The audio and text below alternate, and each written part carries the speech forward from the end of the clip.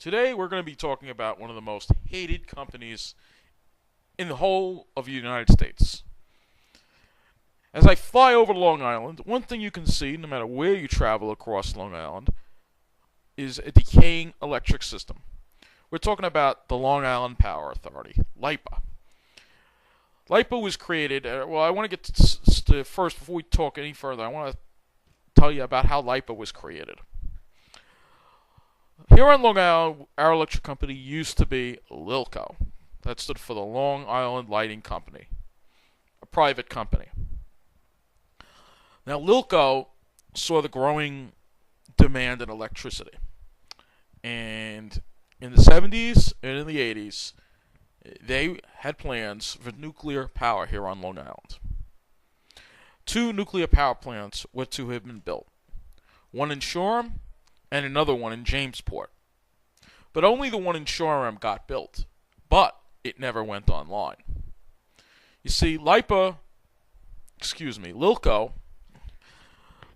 at the time wanted to open this plant in Shoreham. But certain politicians did not want the plant to open. And certain environmental groups did not want the plant to open. The environmental groups cited that this would contaminate the water supply and that this would cause pollution and stuff. Now, I care a lot about the environment, but I never saw how Shoreham would harm the environment.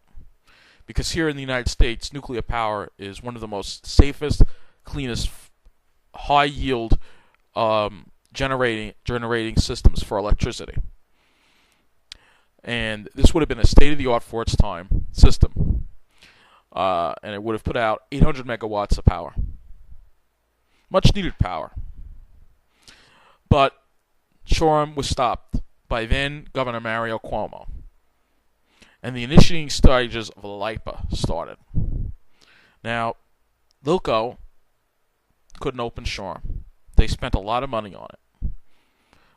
The rates of the electric rates on Long Island went up because now the state made ratepayers pay for the Shoreham debt.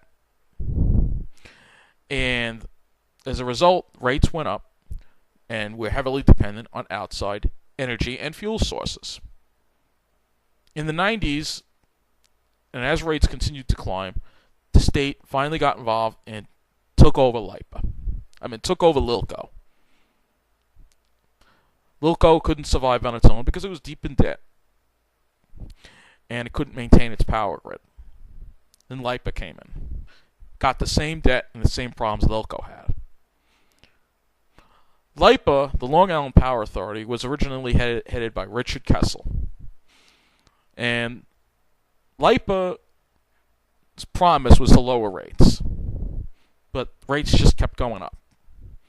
And the power grid continues to fall apart. LIPA has some of the oldest utility poles in the nation. Most date back to the 1950s. And these aren't just local distribution power lines. These are also high tension or high voltage wires, all the way up to 69 kV sub-transmission lines. Some of them, as you can see, are on very, very old poles that are also dating back to the 1950s. The power system is poorly maintained because LIPA is running out of money because of the Shoreham debt. And LIPA is run by a bunch of political appointees who have no incentive to provide reliable electric power to Long Islanders. Long Islanders pay the highest rates in the nation because we import a lot of our energy instead of generating it here on Long Island through various, purchase agreements from Con Ed and from JCP&L via the Neptune cable. Now, because of this, we have to pay the prices that they have. We have no control over it. They set the prices. And then we also have all our power plants, because we don't have any nuclear power plants. We have to purchase oil and gas to run our aging fossil fuel plants, which, as you know, is not cheap and keeps going up.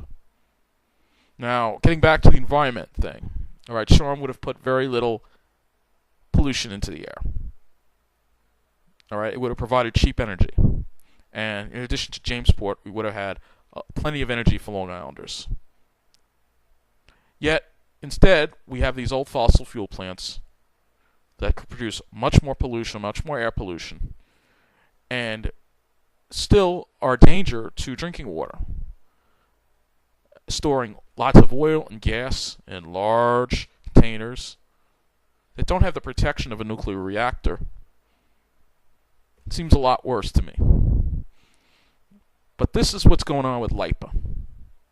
And in the past 2 years, 2 major storms have exposed LIPA's antiquated and, frankly, a terrible power grid.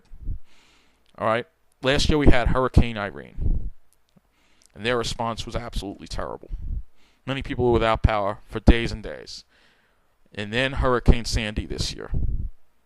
I personally had no power for a week, including my whole town. And then I lost it again when we had that snowstorm for another 3 days. Many people were without power for weeks because LIPA didn't ask for enough crews from the outside. And then when the crews got here, they didn't assign them work. Many of the crews had plenty of time to kill, even party all night and drink and get drunk at some of the hotels, which you see right here, that they were partying because they weren't given work by LIPA. LIPA has no organizational structure. Not only are the poles shot, but LIPA uses a 1980s computer system called COBOL, which was generally useless when it comes to tracking power outages.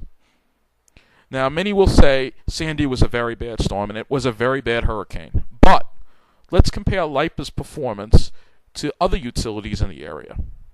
Weeks after the storm, LIPA still had thousands and thousands of people out, while harder hit areas like New Jersey actually only had a few hundred out.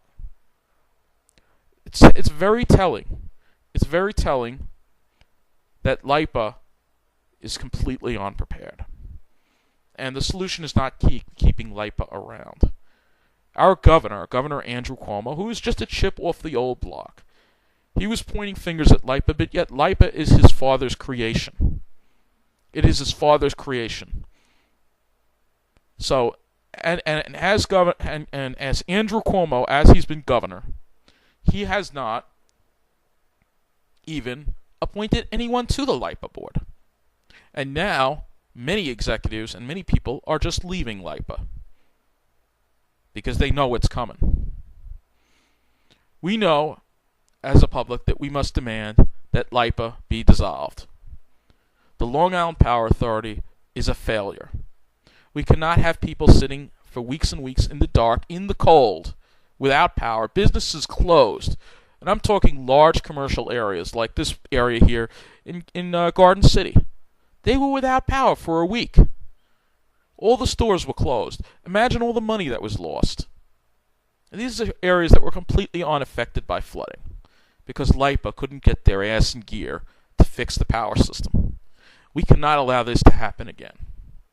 LIPA must be gotten rid of. We need to upgrade our power grid. Just look at the power grids around us and how much better their power lines look.